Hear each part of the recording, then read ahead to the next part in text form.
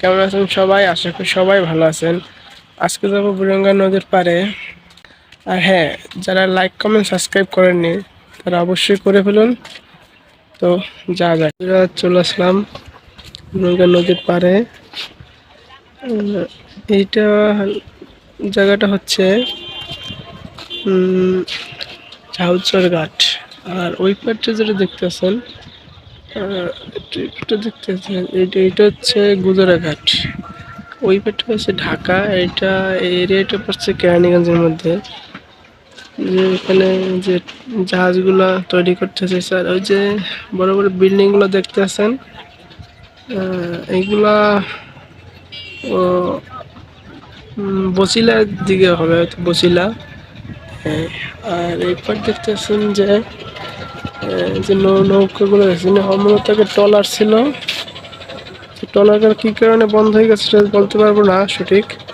এরপর থেকে নৌকাগুলো, আর নৌকাগুলো আপনাদের কোন অঞ্চলে দেখা যাচ্ছে কিনা অবশ্যই কমেন্ট করে জানাবেন। আর গুদারা ঘাট কিংবা ঝাউঝার ঘাটের কেউ দেখতেছেন কিনা আমার ভিডিওটি, তারা অবশ্যই কমেন্ট করে জানাবেন।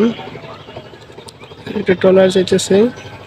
আর এইগুলো হচ্ছে কচুরি, হয়তো যে বাঁশ কিংবা বাঁশই হবে এগুলা।